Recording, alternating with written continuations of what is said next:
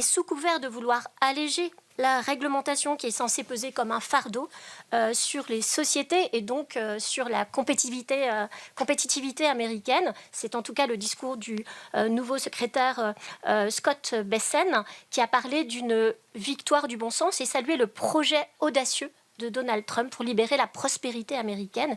Eh bien, ces mesures véhiculent l'idée que finalement, la criminalité financière et la corruption ne seraient pas si graves et ne doivent donc pas être réprimées, voire même peut-être sous-jacente l'idée que la criminalité financière et la corruption sont constitutives finalement de l'activité économique et financière inévitable, tolérable.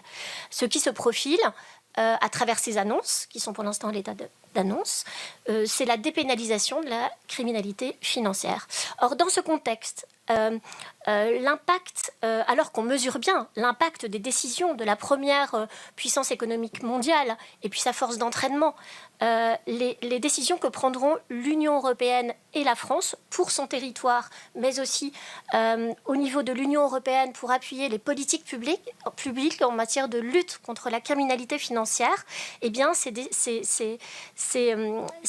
décisions n'en seront que plus importantes. Ce qui est en jeu relève d'un choix politique, soit dérégulé dans le sillage des États-Unis, sous l'effet de la pression créée par les premières décisions de l'administration Trump, ou tenir bon la barre, en expliquant que le corollaire de l'économie de marché, ce qui assure au contraire son bon fonctionnement et aide à prévenir les crises et les scandales, dans une certaine mesure, c'est d'une part la régulation et d'autre part la transparence.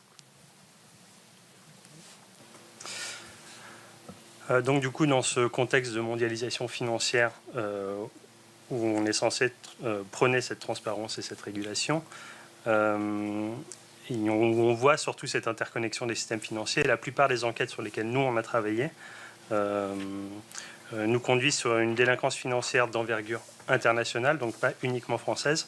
Donc on pourrait parler des Panama Papers, de SwissLeaks, OpenLux. Il y en a beaucoup en Europe, à l'étranger, etc.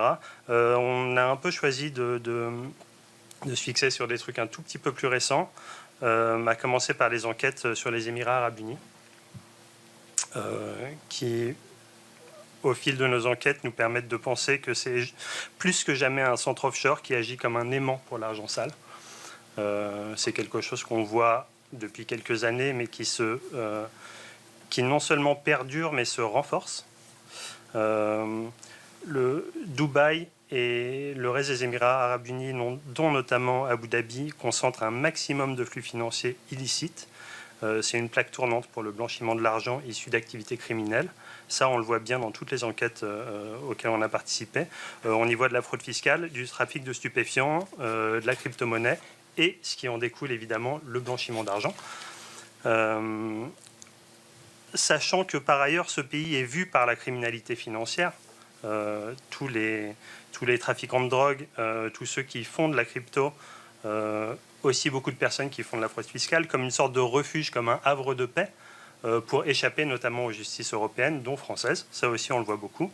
On a fait plusieurs enquêtes sur Dubaï qui montrent bien ça, que les trafiquants utilisent l'argent qu'ils ont frauduleusement gagné en France et en Europe, le transfèrent aux Émirats arabes unis, achètent de l'immobilier pour blanchir, et évidemment, notamment, y restent, parce que la justice française a du mal à les attraper là-bas. Alors évidemment, la justice essaye de courir après